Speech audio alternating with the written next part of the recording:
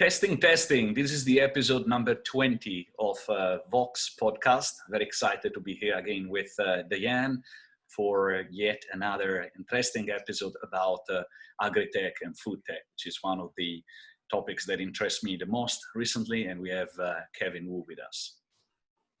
Thanks, Stefano. So I just do a little bit of intro for Kevin. I heard about Ento when Kevin was pitching at Startup Unicorn Malaysia, which was just a few months ago. And just for context for people, that's like middle of 2020 when COVID has already started. And so this is Kevin Wu. He is the founder of Ento, which is pioneering the future of food through the farming of crickets for human consumption as a rich, sustainable source of protein. And you can check them out at ento.my, ento.my. All right, so let's get started with a little bit of background. Tell us the story about Ento and, how you moved from your law degree to AgriTech, food tech. Okay. Hi, everyone. Hi, Diane, and hi, Stefano. Pleasure to meet you, and thanks for having me.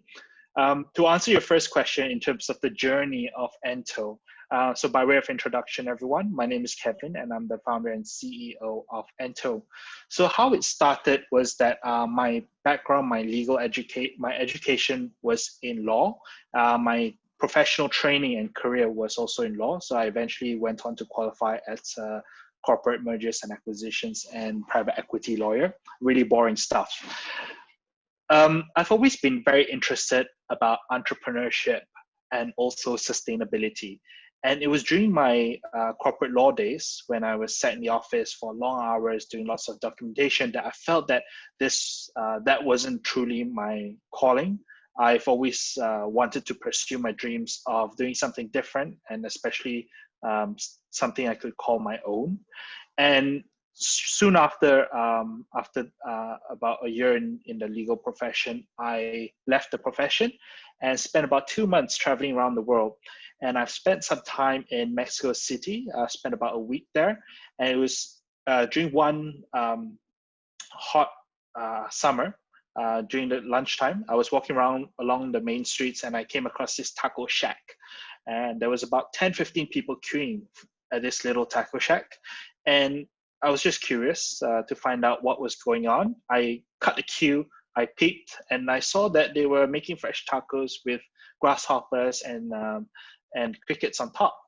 And my tour guide told me that this was a traditional Oaxacan dish that is high in protein, it's crunchy, it's very buttery, and it's pretty good, and it's very popular. So I didn't hesitate to queue up. Spent about 10 minutes queuing up. It's very fast.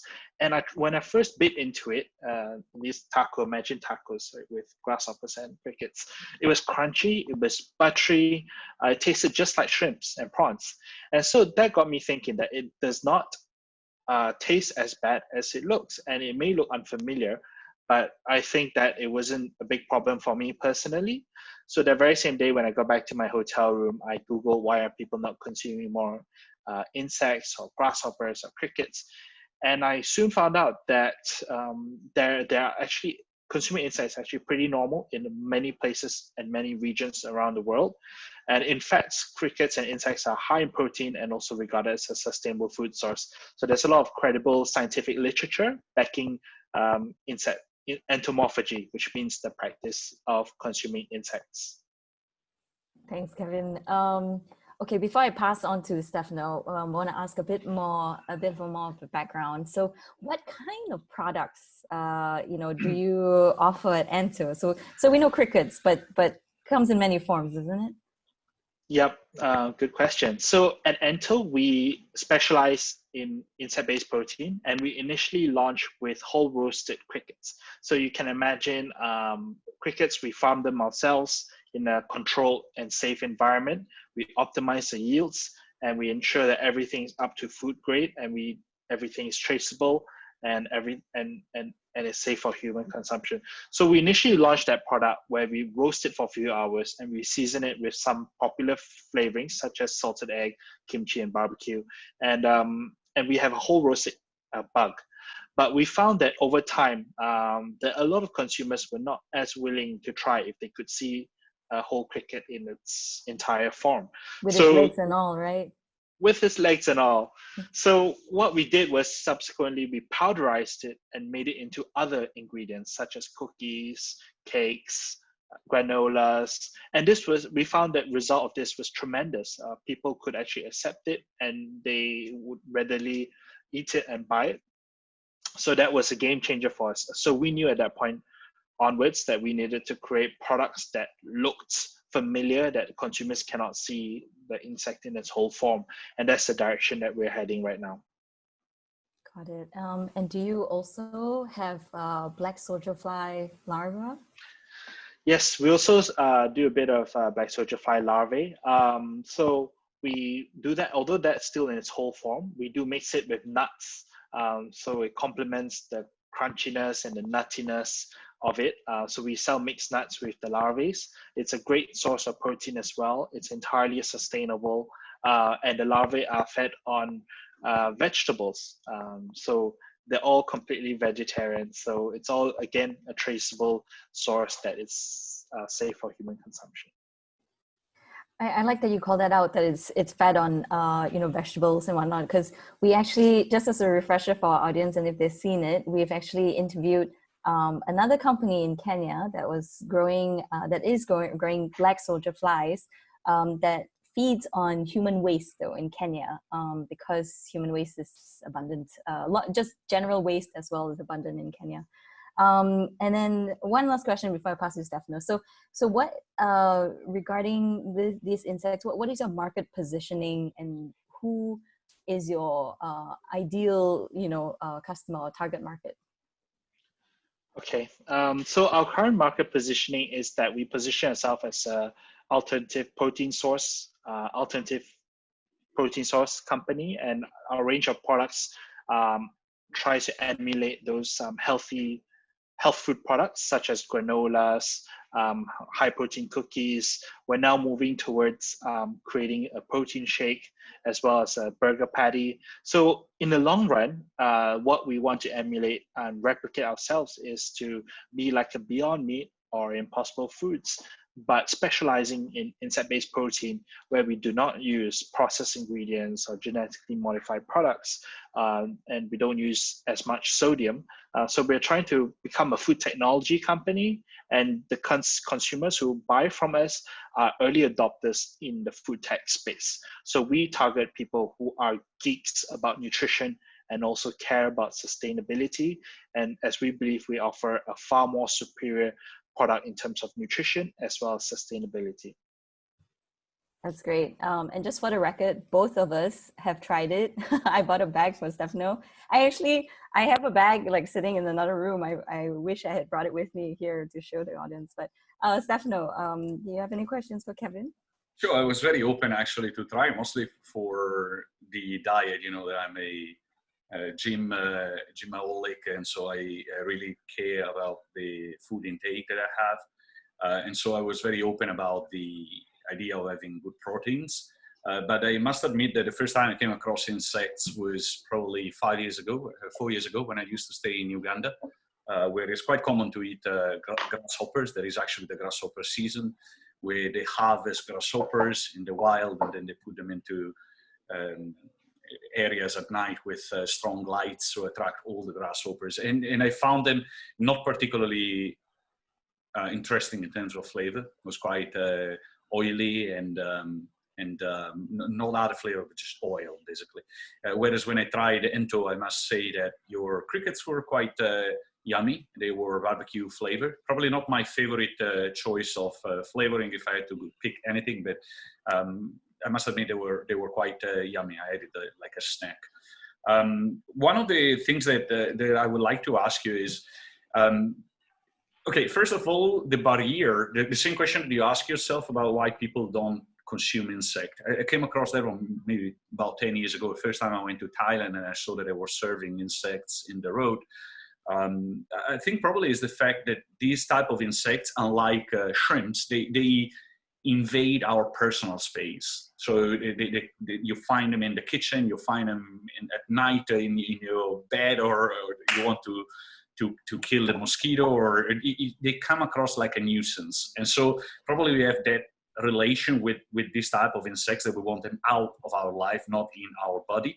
But also I think there might be some religious maybe believe, I don't know if it happened to you, like Leviticus chapter 11 verse 20 says that any insect that creep on the floor or flies, it has to be regarded as impure. So Christianity and Catholicism consider this one as an impure food. Probably I will guess that this one, according to Islam as well, is not considered halal. That basically cuts off half of the world population that would consider this food as edible. Have you come across this type of cultural barrier? Okay, so the whole culture of edible insects is pretty rich and pretty complex. In fact, it's a lot of research have supported that it's the food that our ancestors have consumed in the past. But if we think about food today, like chicken and beef, and how it developed over the past 100 years, really a chicken does not look like a chicken 100 years ago, does not look like a chicken today. Chickens were basically pheasants, which were very small birds. And now through the use of genetically modified processes, antibiotics and steroids, we're seeing chickens that are huge and meaty and grows, in 1/3 of the time that it takes. So I guess food is a very cultural thing. You're right. In terms of the Bible verses, I'm not familiar with that, but in terms of the halal status of crickets, and especially grasshoppers, there's actually a lot of, some data suggesting that even the Prophet Muhammad ate grasshoppers to give him more energy. So it's quite interesting because it's in the scripture, and grasshoppers are regarded as halal and a good protein source. But of course, the debate now lies that whether crickets and grasshoppers are the same, but they come from the same family. So the interpretation of whether crickets are halal is open for interpretation. But there's one source in Indonesian, the Islamic board there have found crickets to be halal, but they're indecisive on the black soldier fly larvae. So I think that there's a lot of difference in opinion, and I think it's very tough to navigate. But in terms of, to answer your question back to culture, actually we rely on insects more than we think we do, because if we think about all the plants and the resources that we have today, most of them have been pollinated by insects, and we need insects to survive. So if all bees died today, or all insects died today, our humanity only has 13 years to live because we have no one to pollinate our planet. Secondly, if we think of where honey comes from, for example, they are basically from bees. They would go and collect the pollens from flowers, and they'll vomit out the honey, right? So we do rely on that, and honey is widely regarded as a natural food source, and we don't think of it as disgusting, even though we rely on insects to produce it. That's another thing. And thirdly, I think that over time, cultural perception to food can change. If we think about sushi, sashimi, raw fish, 20, 30 years ago in the US, not a lot of American consumers would be very open to it, because if you think about a raw fish, it's cold, it's slimy, it may not be fresh, it may carry pathogens, it may not be safe. And it was over time through clever marketing, such as product invention, like the Californian roll, for example, where we wrap a sushi with other vegetables in a seaweed, and people don't see the fish. And people started to adopt sashimi, and became a specialty food. And right now we can find sashimi all across the US. So we believe that over time, perceptions can change depending on the products and depending on the marketing message. And that's the challenge that we are looking to face head on. So alongside with that, Kevin, what kind of, so you launched about 2 years ago, yeah? And what kind of traction have you seen since then? I mean, I can imagine, because it's a mindset change that we're talking about here, and maybe Malaysia might not be the, the most open to new ideas with what I've come to learn. Tell us about your journey the past 2 years. Okay, so the company was founded in mid of 2018, and our initial first product was launched around mid of 2019. So it really took us about a year to launch a product in the market. So initially, when we first launched, there was a lot of people, especially from close friends and family, who were very curious about our products. And initially, we didn't even have the supply to meet our demand because our supply was so small. And obviously, subsequently, once the friends and family supported the business and we couldn't fulfill the orders, that placed a huge burden and problems in our supply chain.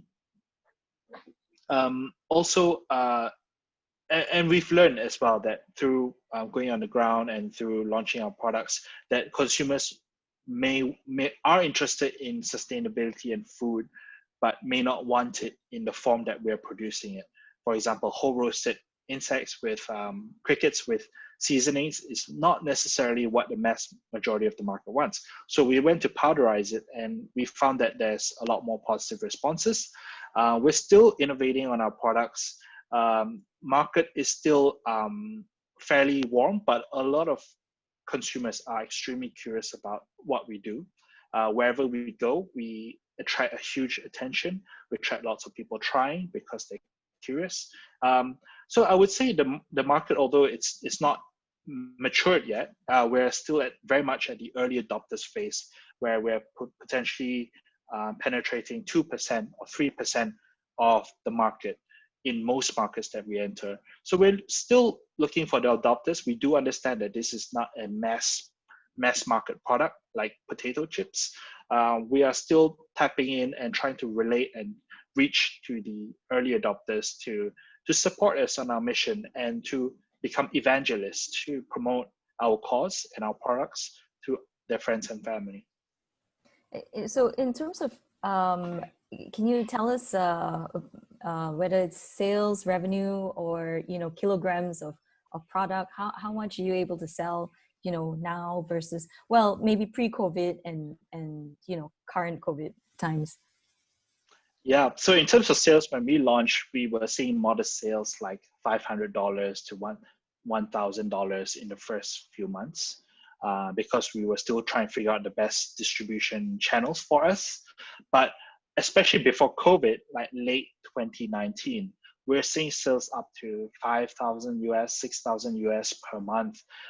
We touched break even. We were doing really, really well until COVID happened, right? We were due to launch in Singapore, being on the ground in Singapore in 2020. But COVID happened. All our trade shows, international trade shows with international buyers and big retailers were supposed to go to. Unfortunately, those were all canceled. And because of COVID, a lot of people started to shift their spending towards spending on necessities, such as rice and greens and whatnot. Those that they regard as a healthy food. No one's in the experimental stage when they're locked at home and afraid about their jobs and afraid about what's happening to their loved ones, especially with the increase in cases of COVID worldwide. Yes, so we have seen sales dip to about 1,000 to 2,000 US per month over COVID. But right now, when things are when people are adjusting to the new normal, people are more open and going back to exploring different types of food and learning about different things.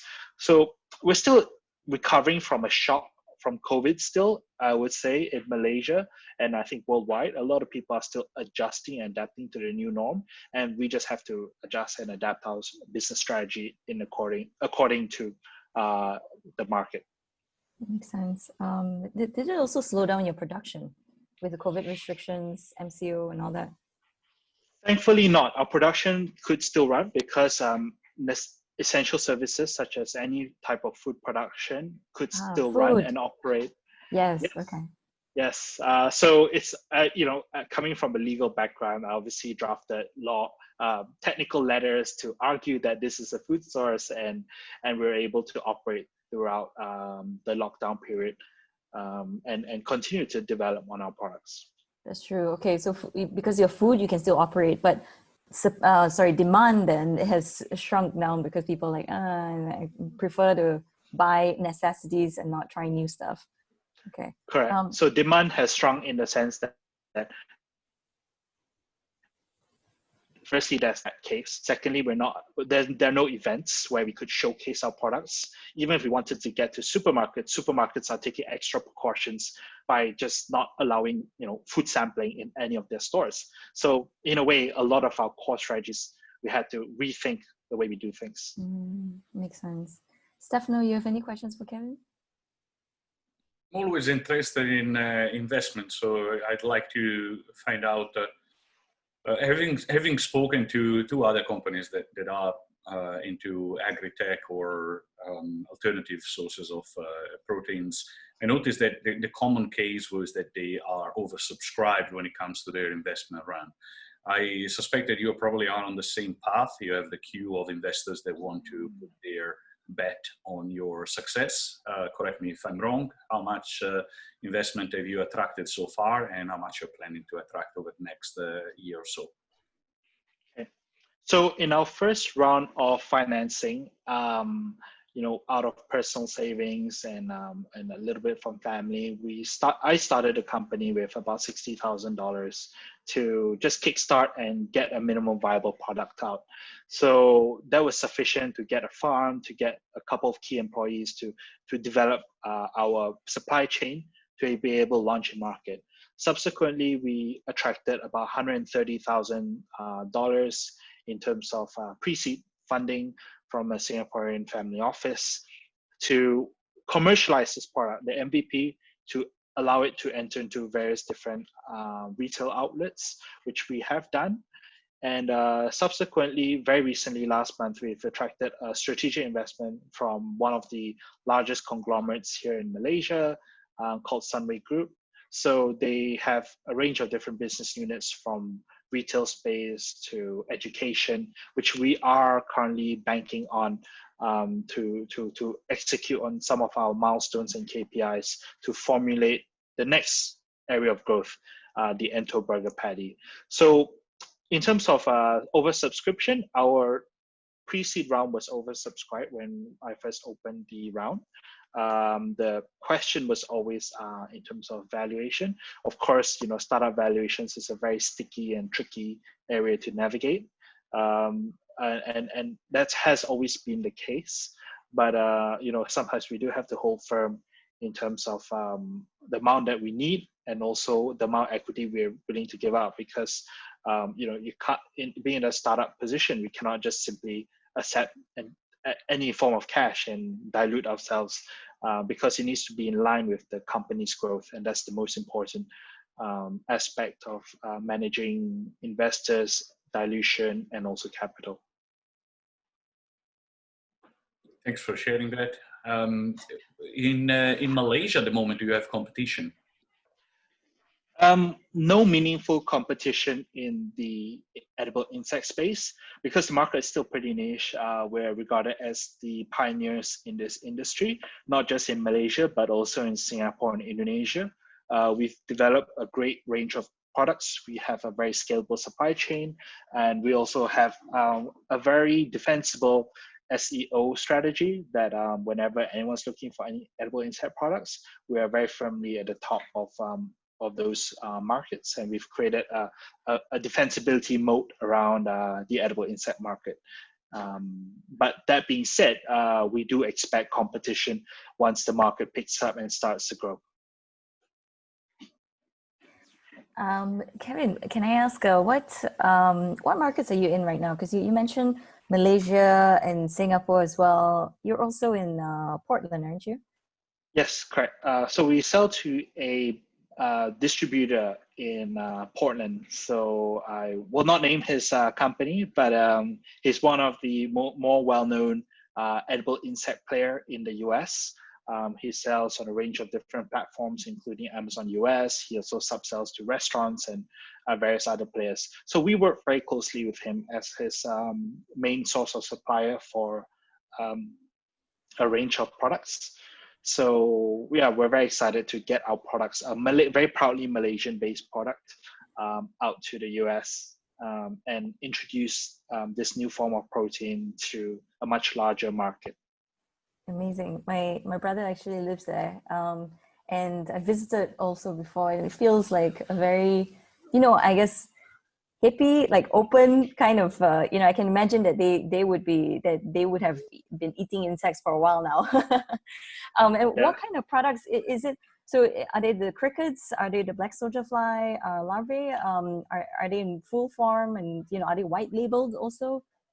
They do a range of products. So they do crickets, larvae, and mealworms. So they do, they make cookies, they make brownies, they make a range of different stuff based in the US. So they are very proudly advertise themselves as a Portland-based company. And I think they're in the right market because Portland, the US is somewhere where it's pretty, there's a lot of early innovators and early adopters in that region in the US. So I think they're onto something great, and we are always very happy to help and support them as much as we can.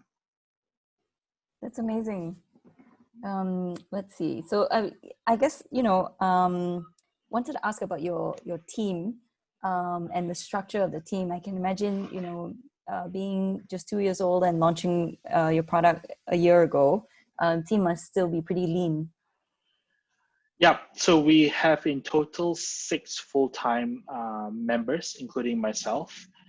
We keep everything as lean as possible because I regard ourselves as a pre-product market fit company. We're still in our first revenue stage. We believe that we can achieve a lot more and drive a lot more revenues. We're still in the midst of figuring out what's the best strategy to move forward and to spend more time on. So I think it's a very typical life cycle of the startup when they're still, in the early stages of still, we have customers, but we need to find our best customers where we can really scale up with and support.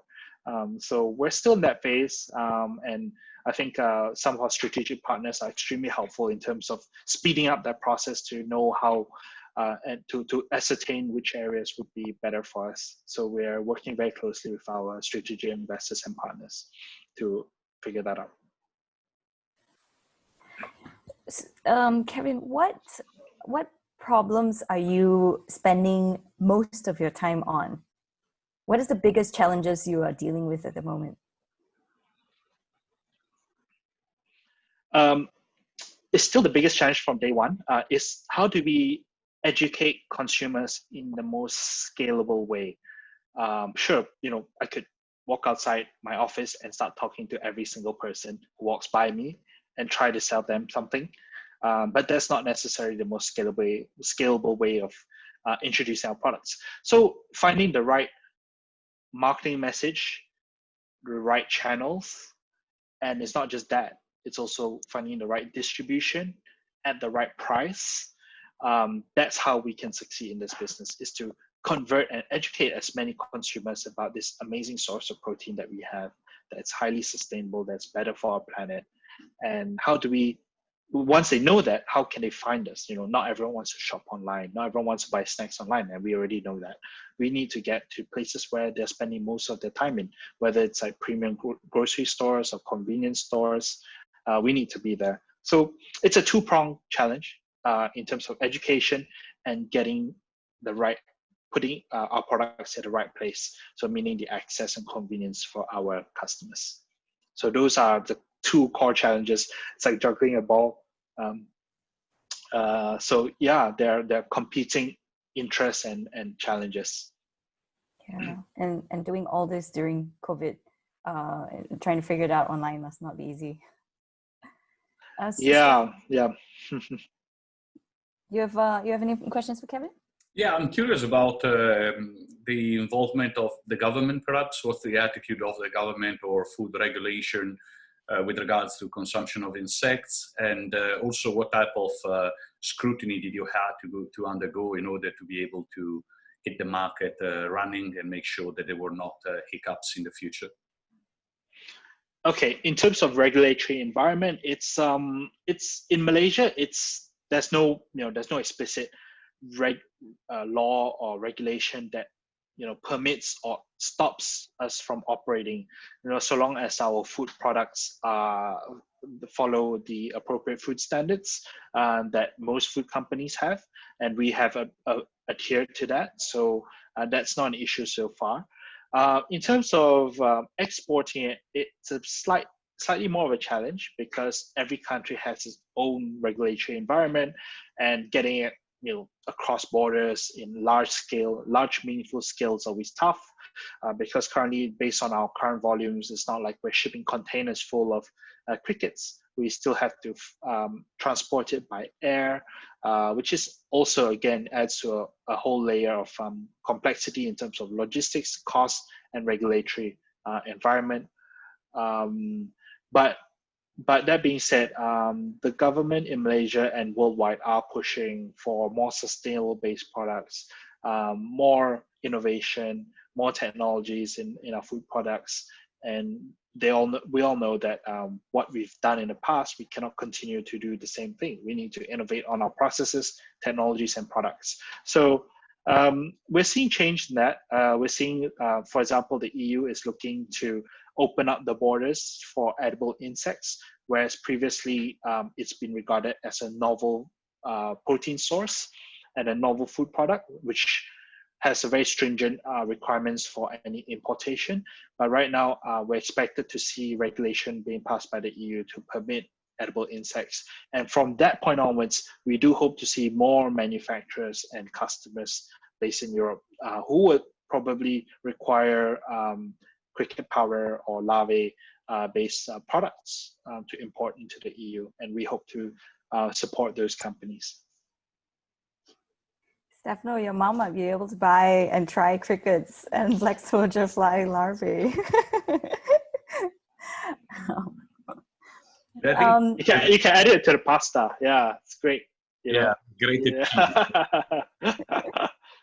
I'm actually always looking forward to test new type of flour. I'm on a very low carbs diet and virtual zero sugar. So whenever I find a different source of flour, like I still like to cook. Like today, I'm gonna make meatballs, for example. I want to add some flour to make it more dense, and probably I'll be using. I tried almond flour, of course, coconut flour. I tried sunflower seeds flour. Perhaps I could try with insects flour as well.